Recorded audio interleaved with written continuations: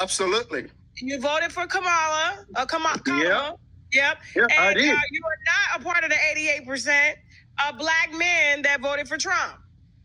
Oh, no. I voted for Kamala. Okay, so tell us why. Okay, First let me all, put. Where you from? Where you from? I mean, I'm a Nigerian American.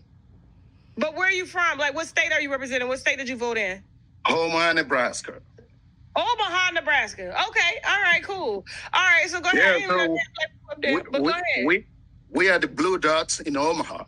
So when you hear blue dots on the map of Nebraska, we, the people of Omaha, are the one that voted for Kamala. We got her.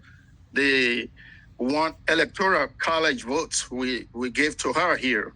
But I wanted to say something about some of maybe two previous callers that called in before. They were talking about the, about the reason why they voted for Trump.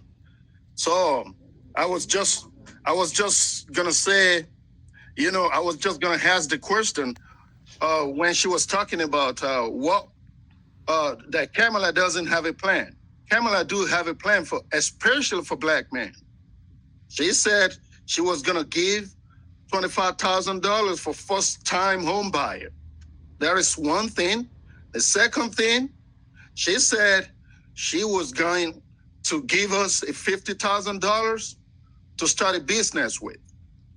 The third one is $20,000 to as a form of grant to buy equipment. If you are a tattoo shop artist or you're a barbershop or hairdresser or something, you could do all that. Donald Trump doesn't have a plan to cover all those things. And one thing again, many of these people, the mindset of many of these guys that have been speaking on scenes was they want to work. But Kamala is there trying to make you create a job. So let's say you want to work and they're putting a value of about $100,000 over you for a whole year. But you could make that $100,000 within 2 or 3 months if you actually have a job that you create by yourself. So the mindset of people is they want to work. I don't get it. And most of all these plans are geared toward helping black men, black people to stand on their feet, to be able to become entrepreneurs so that they will be able to fend for their family. But some mindset is saying they want to work. You want to go and work under a white man who don't look at you as someone that could be better in life, or that someone that could be as equal as him. They look down on you, but they're giving you $20,000, $30,000. They don't put a value on your life. They don't appreciate who you are. They just look at you as a piece of equipment. No. So, and another thing I need to tell you is that if you look back in history for the past, let's say 50 to 60 years ago, up to this very moment, any position of authority that you find a black man, those black people had gone to those positions on the platform of Democrat. That is to say, they give you a position around the table to make decision over your life. It is not that some people, white people somewhere, are sitting somewhere and making decisions. Democrats are giving black people the platform to be able to sit around the table and make a decision about their life. This is the development. This is the advancement Democratic Party are giving to black people so far. So this is when people start saying Democrats never done anything for us. This is not easy. If you look at the history if you look back into history for about 250 years ago, it is a war. It is a kind of movement that people have been fighting from generation to generation before we could get to where we are right now. And it would be a total disservice for us to just neglect all those fights and we don't push this thing down further so that people, generations that are coming behind us will be able to one day stand in the streets of America and say, yes, I belong. This is what this Democratic Party have been trying to do. It's never going to be like, yeah, they're going to give us this money, take it. take it like that. No, we have to fight. We have to join them. We have to have a better understanding of how we could join hands together to get to where we're going.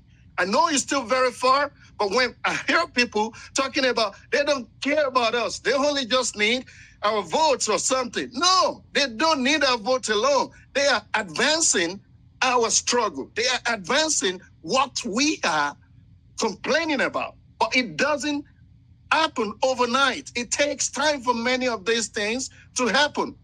I could name few people, black people that I know that are sitting on the position of power today.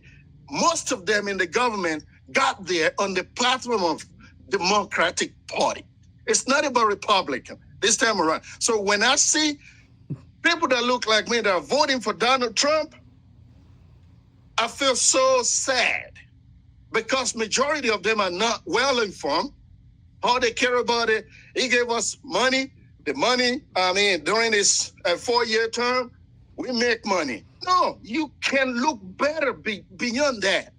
Money is nothing, but we can build this humanity.